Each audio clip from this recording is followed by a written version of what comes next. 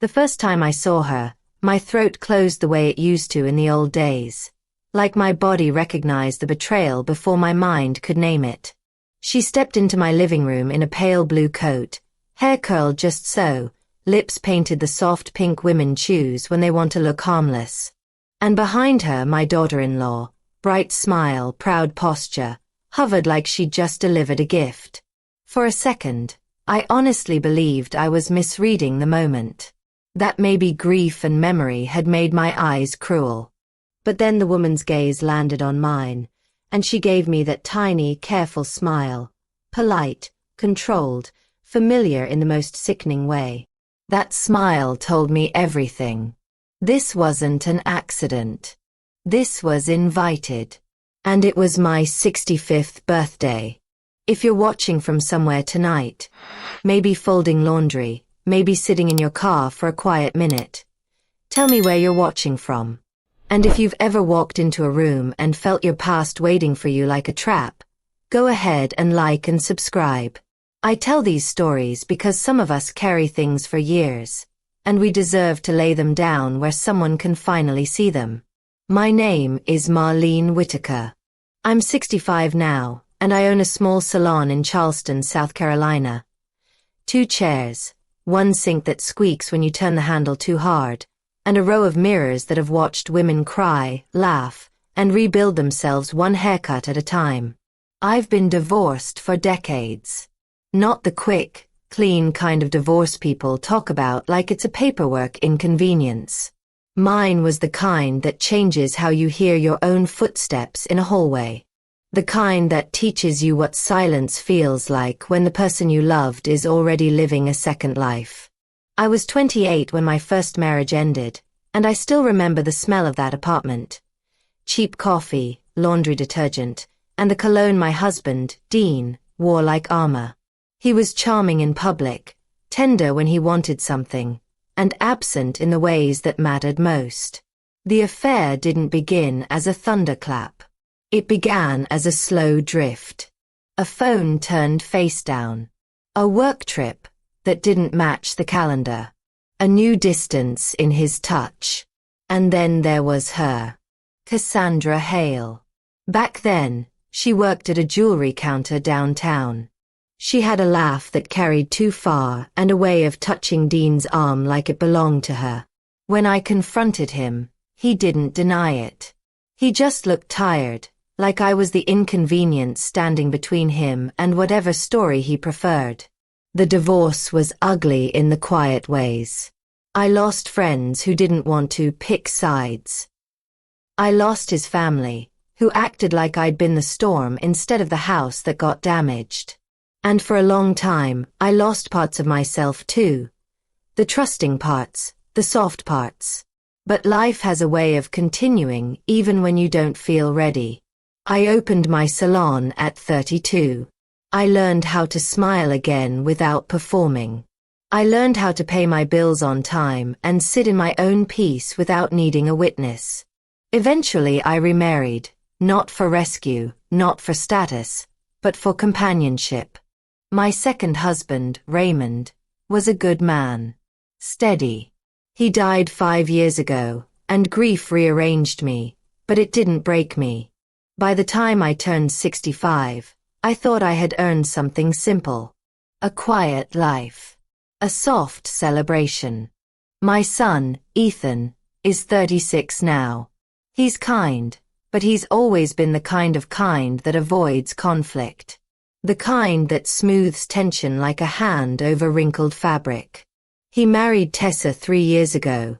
Smart, organized, charming in that shiny way. She calls me Miss Marlene, even though I've asked her not to. She compliments my hair like she's inspecting it. She hugs me with her arms, not her heart. Still I tried. Because I wanted peace for Ethan. A week before my birthday, Tessa called me and said, "I'm hosting your party. You're not lifting a finger." I hesitated. That's sweet, but... No, she cut in gently, the way people do when they're pretending to be considerate while actually taking control. You deserve something special. And Ethan wants this too. Ethan did sound excited when he called later. Mom, let her do it, he said. She's good at that stuff. Just enjoy it. So I let myself enjoy the idea. I cleaned my house, lit the vanilla candle Raymond used to tease me about, and set out my good plates even though Tessa insisted she'd handle everything. On the morning of my birthday, she arrived early with balloons, catering trays, and a clipboard like my living room was a venue. She moved through my home like she owned the space, adjusting chairs, shifting picture frames, asking where the best lighting was for photos. At one point, she paused by the mantel where I keep a small framed photo of me and Raymond on our last anniversary. Her eyes lingered there too long. Then she smiled. You've had quite a life, she said. Something in her tone made my shoulders tighten. By late afternoon, guests began to arrive. Neighbors, a few salon clients I've grown close to, Ethan's aunt from his father's side. There was music playing softly. The air smelled like roasted chicken and warm rolls. People hugged me, laughed, told me I didn't look my age. I was starting to relax. And then the doorbell rang again. Tessa's face brightened in a way that didn't match the moment. Oh good, she said under her breath, and walked quickly toward the door. I followed, not because I was suspicious yet, but because it was my house. She opened the door wide and said, You made it. And Cassandra stepped inside like she'd never been gone. The room didn't stop. That's what surprised me most.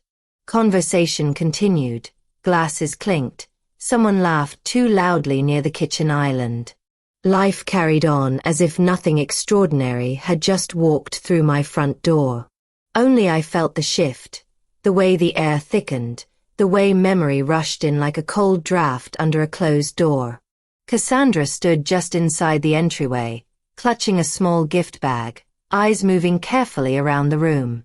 She looked older than she had the last time I saw her, but not softer.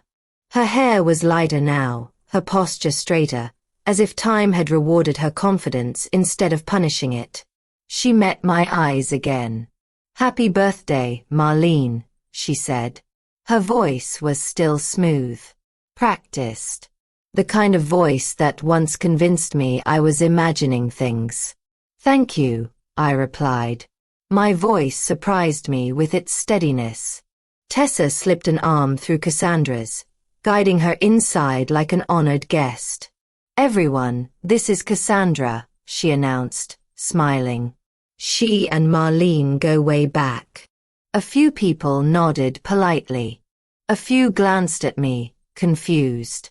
Ethan looked up from across the room, his brow furrowing slightly. I caught his eye. He frowned, just for a moment, then looked at Tessa as if silently asking a question. She didn't look back. The memory came without warning. I was 27, standing in a department store, watching Cassandra lean across the glass counter to fasten a bracelet around Dean's wrist. Her fingers lingered. His smile widened.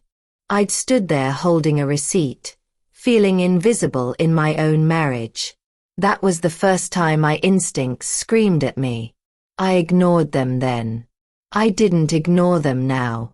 I moved slowly, deliberately, greeting guests as I made my way across the room. I didn't rush. I didn't retreat. I let Cassandra exist in my space without granting her control over it. When I reached the kitchen, I poured myself a glass of water and took a steady sip. My hands weren't shaking. That mattered. Ethan finally approached me. Mom, he said quietly. Who is that woman? I looked at him. Really looked. At the lines at the corners of his eyes. At the way he still leaned toward me slightly, like a boy seeking reassurance. She's someone from my past, I said. His jaw tightened. Did Tessa invite her? I believe so. He exhaled sharply. She didn't mention that. No, I said. She wouldn't. He glanced back toward the living room, where Tessa and Cassandra stood chatting with one of my neighbors, laughing as if they shared history. I'm sorry, Ethan said. I didn't know. I know, I replied. And I meant it. I didn't confront Tessa right away. Not because I was afraid, but because I wanted to understand. I watched her. I watched the way she positioned Cassandra beside her when photos were taken. The way she steered conversations back toward old times and shared connections. The way she kept glancing at me, not with concern, but with expectation. She was waiting for something. An outburst. A scene. A crack in my composure she could later describe as proof. I'd spent decades learning how to read women in salon chairs. How to tell the difference between nervousness and performance. Between kindness and control. This was control. At one point, Tessa tapped her glass lightly with a spoon. Can I have everyone's attention? She said brightly. The room quieted. She stepped forward, Cassandra just behind her shoulder like a shadow. I just wanted to say how honored I am to celebrate Marlene today, she began. She's strong, resilient, and, well, she's been through a lot. I felt it then. The tightening. The setup. Tessa continued. Some people carry their past quietly. Some people never really let go. But I believe healing comes from facing things together. A few guests shifted uncomfortably. My heart beat once, twice. I set my glass down. Tessa turned toward Cassandra. That's why I thought it would be meaningful for someone important from Marlene's earlier life to be here today. The silence landed hard. Cassandra smiled politely and lifted her hand in a small wave. I heard someone whisper, "Oh no." Ethan stared at his wife, stunned. This was the moment. The one she'd choreographed. The lesson she meant to teach me. And as I stood there, 65 years of living settling into my spine, I realized something very clear. This party wasn't about me. It was about humbling me. And I wasn't going to give her the satisfaction. Before I tell you what I did next, and how one quiet decision shifted the entire room, I want to ask you something. Have you ever been invited into your own pain by someone who thought they were in control of the outcome? I didn't speak right away. That alone seemed to unsettle Tessa. She stood there with her glass still raised, smile frozen, eyes flicking toward me as if prompting a reaction she could build on. The room waited. You could feel it. The way people lean into silence when they sense something sharp is about to happen. I took a breath. Not a dramatic one. Just enough to remind myself where I was. My house. My life. My birthday.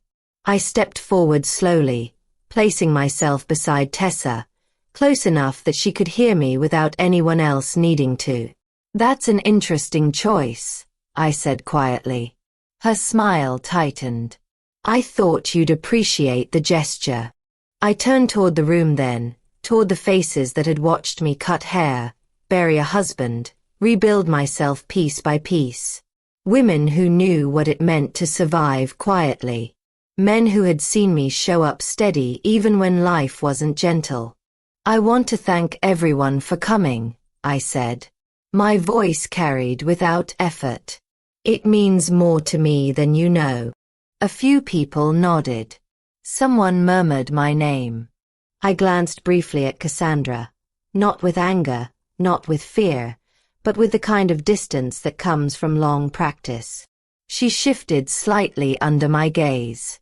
There's something I should clarify, I continued, because this afternoon has brought up a chapter of my life that I don't usually open in public. Tessa's fingers tightened around her glass. Many years ago, I said, My first marriage ended because my husband chose someone else. No gasps. Just quiet. I did my grieving back then. I did my healing. I built a good life after that, one I'm proud of. I paused, letting that land. What I didn't do, I went on, was agree to have that pain repackaged as a lesson, or used as entertainment at my own celebration. A few heads turned toward Tessa. Ethan took a step forward. Mom. I lifted my hand gently. It's all right. I looked at Tessa then. Really looked. At the composure slipping at the edges. At the calculation behind her eyes. If the goal tonight was reconciliation, I said calmly, it should have been discussed with me. And if the goal was humility, you misjudged where I found mine. The room felt warmer somehow. Closer. I'm not ashamed of my past, I continued, but I also don't owe it to anyone as proof of growth. Tessa laughed lightly, a brittle sound. I was just trying to help you move on. I smiled then, not kindly, but clearly. I moved on a long time ago. What you did tonight wasn't healing. It was control. That word did it. A murmur rippled through the room. Ethan turned fully toward his wife. Tessa, he said quietly, what were you thinking? Her face flushed. I was thinking about honesty, she snapped. About not pretending things didn't happen. I nodded. Honesty would have been asking me first. Silence again. I picked up my purse from the side table. The simple leather one Raymond bought me years ago. I slipped it over my shoulder. I'm going to step out now, I said. This evening was meant to celebrate 65 years of living, loving, losing, and surviving. I won't let it be turned into something smaller. A few guests stood instinctively, as if unsure whether they should follow. I touched Ethan's arm as I passed him. We'll talk later, I said. Not tonight. He nodded, eyes glassy. I'm so sorry, Mom. I know, I said again. As I reached the door, Cassandra spoke for the first time since her introduction. Marlene, she said softly. I didn't know. I stopped and turned back just enough to meet her gaze. That's the thing, I said. You always knew enough. I opened the door and stepped outside. The evening air wrapped around me like relief. Cool. Clean. Honest.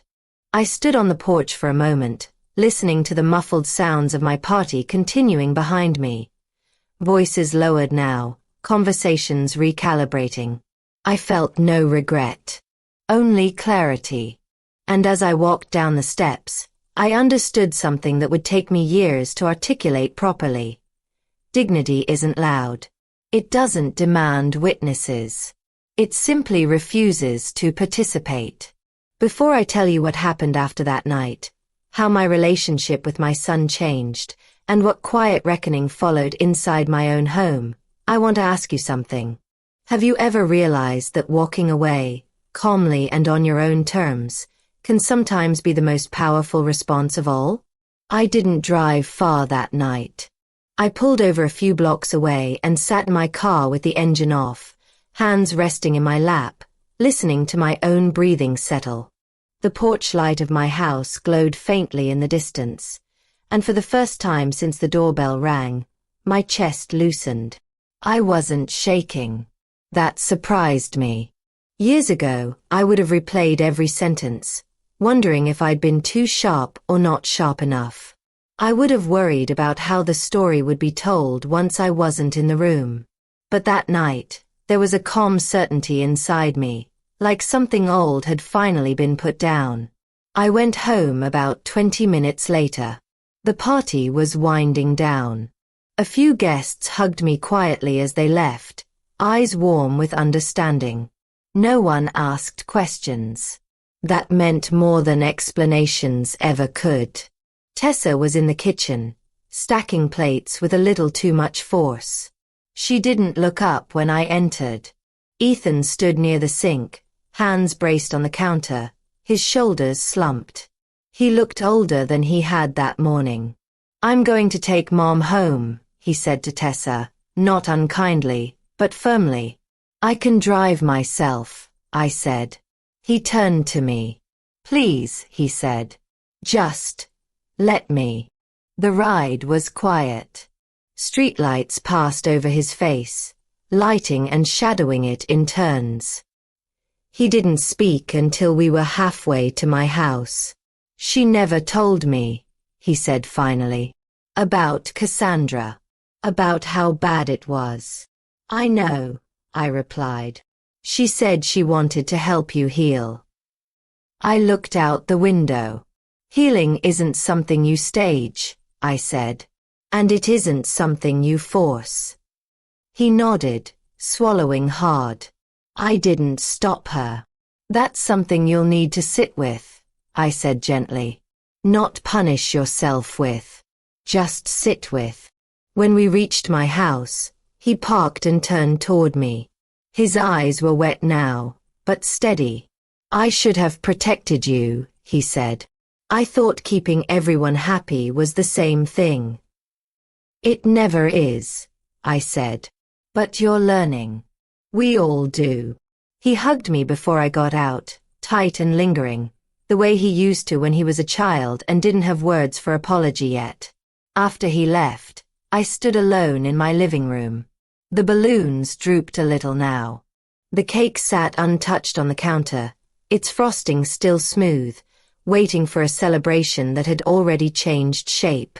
I cut myself a slice anyway.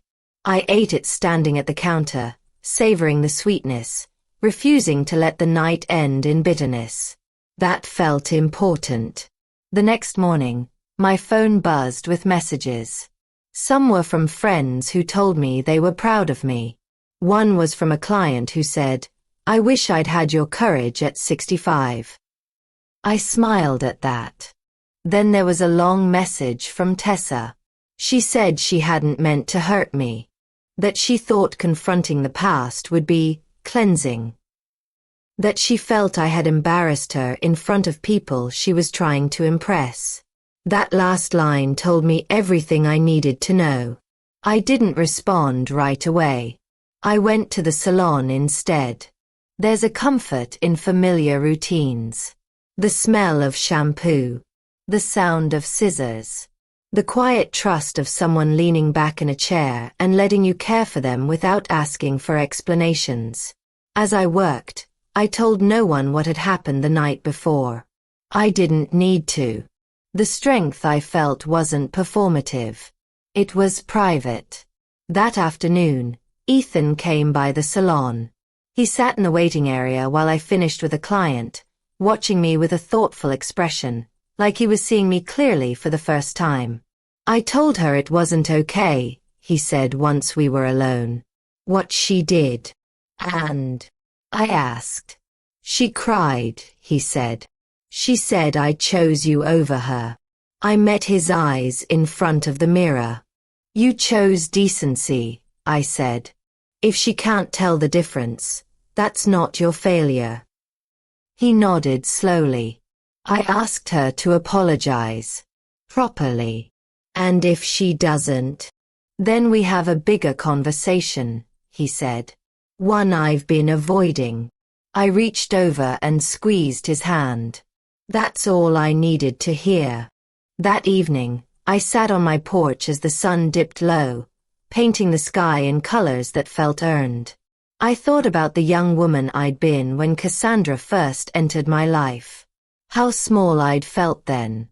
How loud the pain had been. And how quiet it was now. Not because the hurt never happened, but because it no longer ruled me.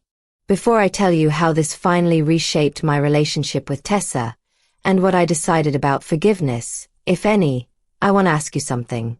Have you ever noticed that the hardest boundaries to set are often the ones that teach others how to love you properly? The apology came 3 days later. Not by phone. Not in person. By email. That alone told me how rehearsed it was. Tessa wrote that she was sorry if the evening felt uncomfortable, and that her intentions had been misunderstood. She said she believed families should be transparent, that secrets only fester, and that she hoped one day I'd see her actions as coming from a place of growth. I read it once. Then again. I didn't feel angry. I felt finished. When you've lived long enough, you learn the difference between remorse and self-protection. Her words were padded, careful, built to absolve her without actually changing anything. I didn't respond. Instead, I invited Ethan to lunch.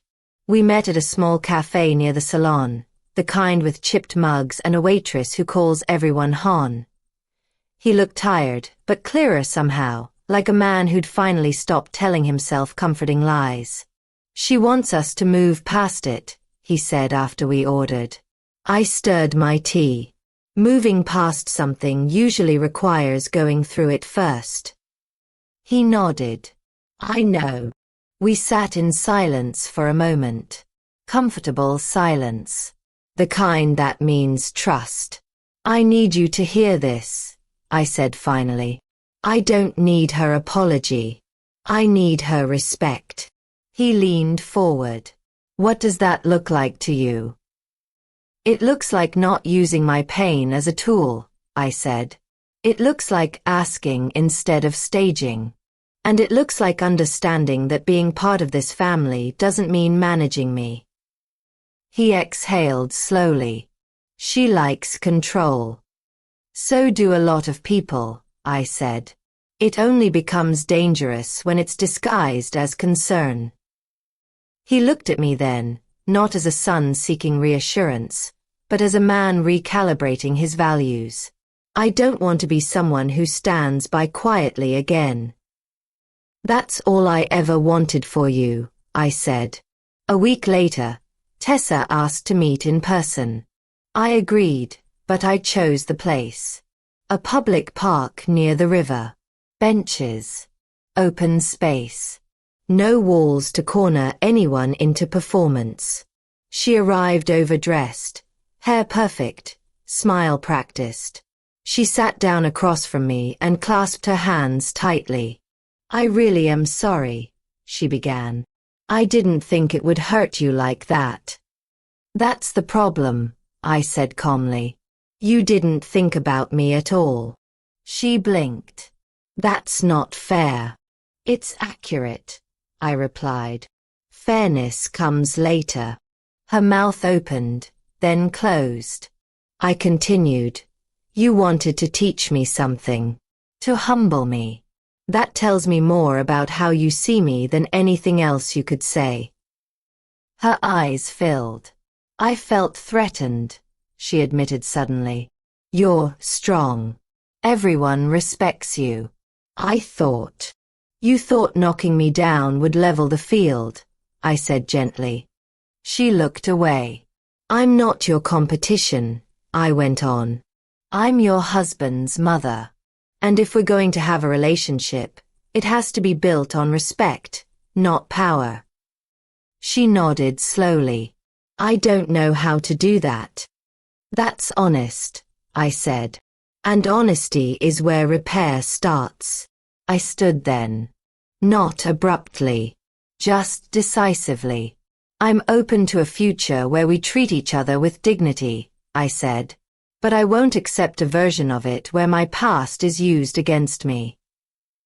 She whispered. I understand. I hoped she did. What changed after that wasn't dramatic. It was subtle. Fewer forced smiles. More space. Fewer assumptions about my availability. She stopped calling me Miss Marlene and started using my name. Small things. But small things are how respect announces itself. Months later, on a quiet afternoon at the salon, I caught my reflection in the mirror. Not the one shaped by marriage or motherhood or betrayal, but the one shaped by survival and choice. I looked settled. That night, As I locked up and turned off the lights, I thought about how long I'd carried other people's discomfort to keep the peace. How often I'd made myself smaller so rooms could feel bigger. I don't do that anymore. Not because I'm bitter, but because I finally understand my worth doesn't need witnesses. Before I bring this story back to where I am now, and share what forgiveness looks like when it isn't about forgetting, I want to ask you something. Have you ever realized that peace sometimes arrives the moment you stop asking others to validate your pain? I'm 73 now. The salon still opens at 9, though I don't take as many clients as I used to. My hands get tired more quickly, and I've learned to listen when my body asks for rest. There's a young woman who rents one of my chairs now. Sharp eyes, gentle hands, still learning how to balance confidence with kindness. Sometimes I watch her work and think about how long it took me to learn that balance myself. Time has a way of smoothing sharp memories without erasing them. The birthday incident has become something my family doesn't bring up unless I do. Not out of fear, out of respect. That matters. Ethan and Tessa are still married. Their relationship is quieter now. More honest, I think. They visit together, but they don't manage me anymore. They ask. They wait. They listen. Tessa has changed, in her own way. She doesn't hover when we're in the same room. She doesn't narrate my life like a project she's overseeing. When she speaks, she chooses her words more carefully. And when she doesn't understand something, she says so instead of filling the gap with control. We're not close, but we are clear. And clarity is a gift. Cassandra never contacted me again. I heard once, through a friend of a friend, that she'd told people the evening was misinterpreted, and that she'd been dragged into family drama. I smiled when I heard that.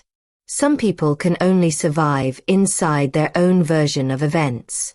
I don't need to correct her story. I have my own. Some nights, I sit on my back porch with a cup of tea and think about the younger woman I used to be.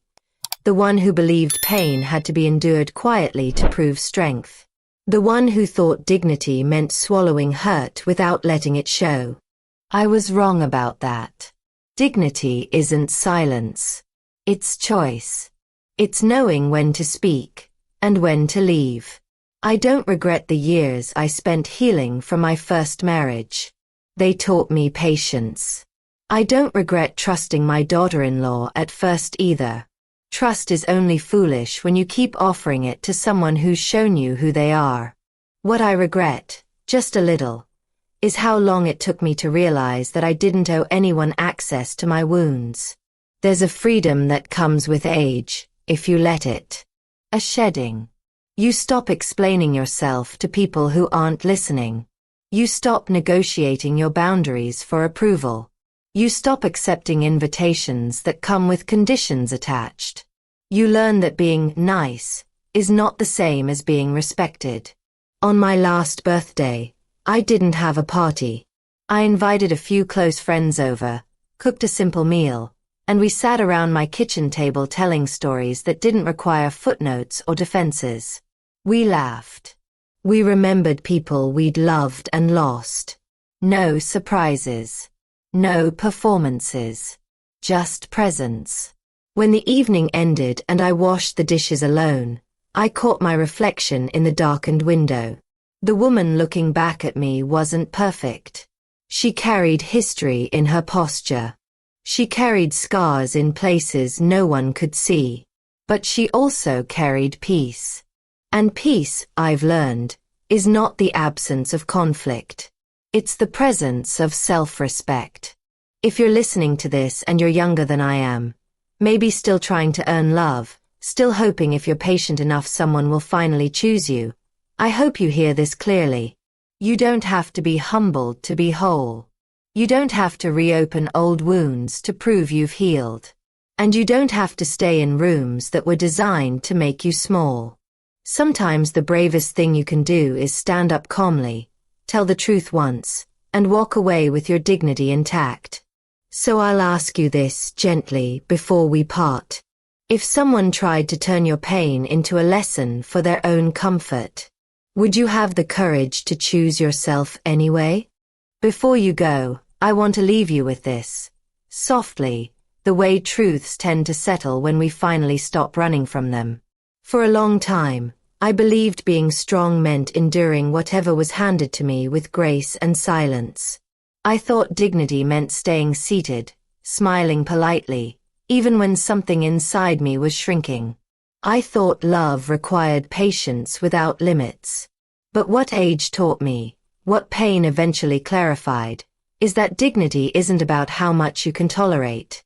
It's about knowing when something crosses the quiet line inside you, and honoring that knowledge without apology. If you've ever been put on display in your own life, if someone has tried to turn your wounds into a lesson, a spectacle, or a test of how healed you are, if you've stayed quiet to keep the peace while losing pieces of yourself in the process, please remember this. You don't owe anyone access to your past, your pain, or your forgiveness. You are allowed to choose calm over chaos. You are allowed to walk away without explaining yourself. And you are allowed to protect your peace, even if others call it pride. So I'll ask you one last thing, and I hope you sit with it honestly. If someone invited your past into the room without your consent, would you have the courage to stand up, choose yourself, and leave with your dignity intact? Thank you for sitting with me tonight.